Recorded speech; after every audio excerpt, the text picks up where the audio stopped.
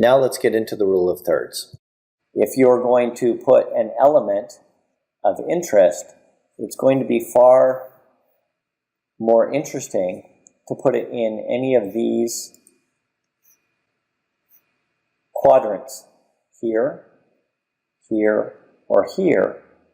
And I believe, I don't know this, but I believe it's all because of the golden ratio. If you know that conch shell idea, that if you have a design or you have a canvas at the right proportions, which I don't even know, I think 1 to 1.62.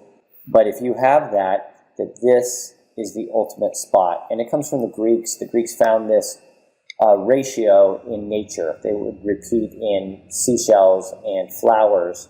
And when they kept seeing this ratio, they kept finding that they felt like it was this perfect ratio and beauty was based off it. We don't quite go off that, but that's where I believe this rule of thirds is kind of basing because it gets there.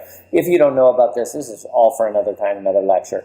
It's all based on you're taking the right proportion of a rectangle, and then you're taking it there, then you're taking this size rectangle, here, and then there, and you keep reducing it.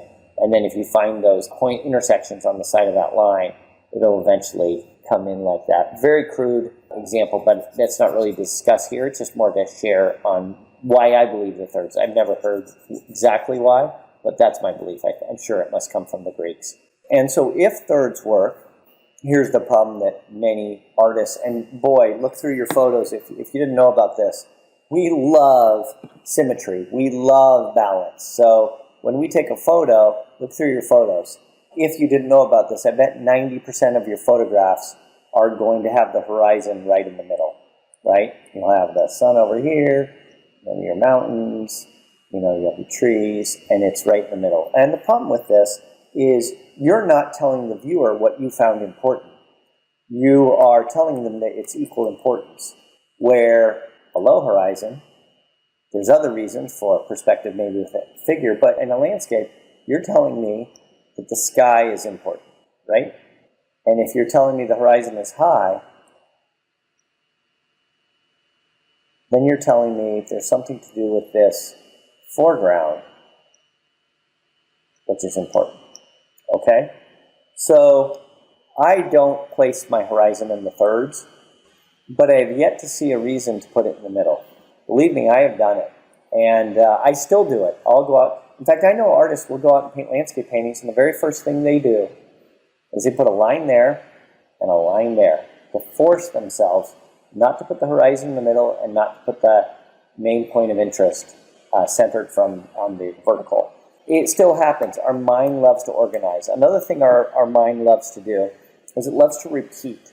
So if you see a tree, a tree going up like that in our picture frame, you love to put another one exactly parallel and then exactly parallel. And so these distances are the same, and the direction of these trees are all the same.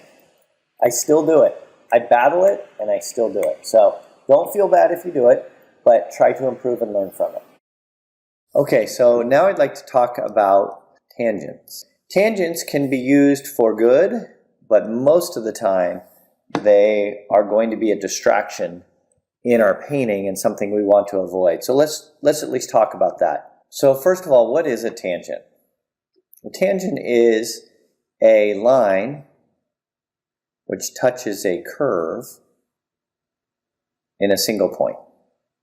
Okay, that's what a tangent is. For our sake, I believe that this is as good as a tangent, right? That doesn't exactly touch, but it certainly gets attention.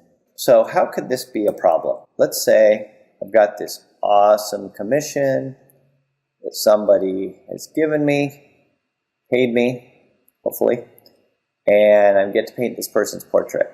I am so excited.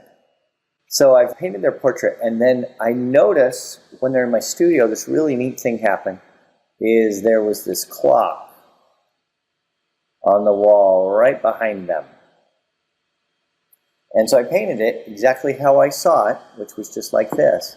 Can you see what the problem is? Can you see because we don't have overlap, it creates this tension, and the viewer does not know if this ball is in front, behind, or resting on his head. Maybe he's a soccer player just taking a head ball.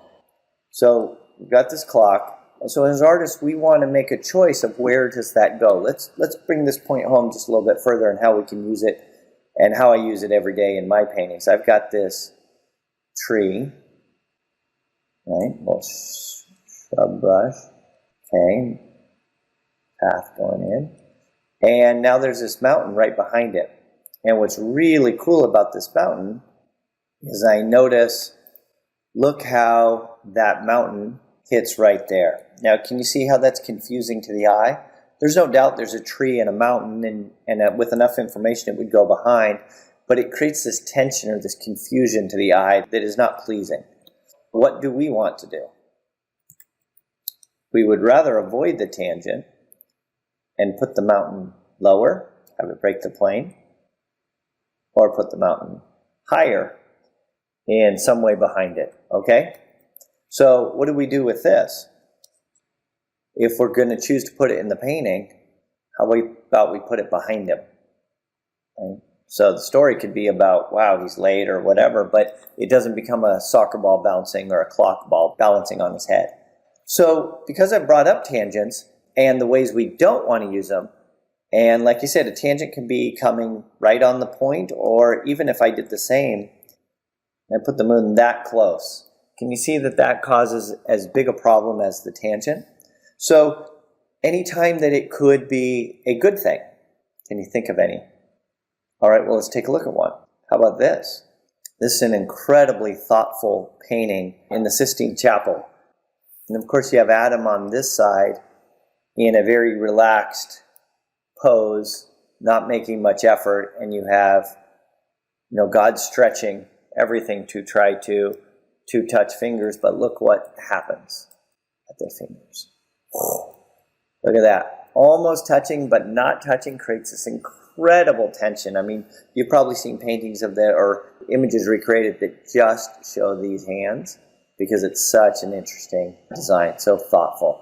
Let's look at maybe an illustrator, because I think the American illustrators did this so well. So if you notice in this Dean Cornwell, as you follow the couch around, notice how it hits right up the top of his shirt and in. And then once again, it's happening at a place with, tension in the story. So you can use tangents. You can use tangents to lead your eye around. You can use tangents to grab attention.